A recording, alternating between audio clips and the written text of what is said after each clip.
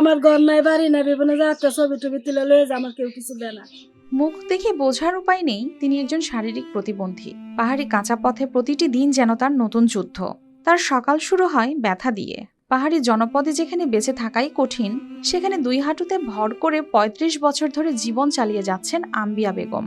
জীবনের শুরুতেই চলার শক্তি হারিয়েও তিনি আজও আছেন টিকে। লংগদু উপজেলার বাইট্টাপাড়ায় বাড়ি আম্বিয়া বেগমের। জন্মের 2 মাস পর অসুস্থতায় হারান স্বাভাবিক চলাচলের শক্তি। অর্থের অভাবে হয়নি চিকিৎসা, সেই থেকে হাঁটুতে ভর করেই চলছেন তিনি।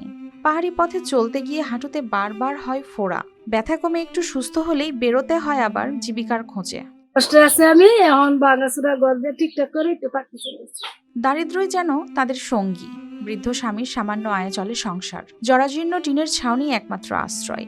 ঝড় বৃষ্টিতে সেখানেই কাটে তাদের নির্ঘুম রাত। বিভিন্ন জায়গা থেকে মানুষ আসছে, ছবি তুলে নিছে, ঘরও আসছে, টাকা দিয়ে ঘর মানুষের দিয়ে দিছে। আরো আর্থিক সহযোগিতা আসে, ওইটা আসলে ওইটাও ঠিক মতন দেয় না। 4 গুণ শক্তিশালী এনজাইম ও অধিক ফেনা সমৃদ্ধ অরিক্স সিলভার ওয়াশ মাত্র 70 টাকায়। ছোটবেলা থেকে এভাবেই কষ্ট করছেন আম্বিয়া। শরীরে ও মনে ব্যথা থাকলেও তিনি মুখে হাসিটা রেখেছেন। পারিবারিক টানাপোড়েনে হয়নি চিকিৎসা। এলাকাবাসীর প্রত্যাশা, সরকারি কর্মসূচির আওতায় তার থাকার জন্য অন্তত একটি ঘরের ব্যবস্থা হবে। জন্মের থেকেই এরকম না, 1 বছর পরের থেকে মনে করুন এরকম হয়েছে। বাইরে তো ধরা জন্মের থেকে এটা পরে টিহা পয়সা হিন্দা মা বাবা তো বহুত খরচ করতে পারছে না, ভালো তো করতে পারছে না। তো এই কখন আপাতত যেরকম আছে এইরকমই হয়।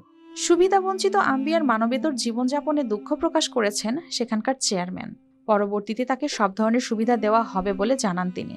আম্বিয়া আমাদের লংগদু ইউনিয়ন 7 নং ওয়ার্ডের একজন বাসিন্দা। আমি তাকে ছোটকাল থেকে দেখেছি। সে একজন সুস্থ হয়ে জন্মগ্রহণ করেছিল, বাট যে তার কোনো না কোনো একটা অসুখের কারণে তার পাগুলা মানে ভাগ্য খারাপ হারিয়েছে।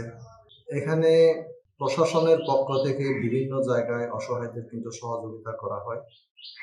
আমার দেখা মতে উনি তেমন একটা সহযোগিতা পায়নি আমি বলবো।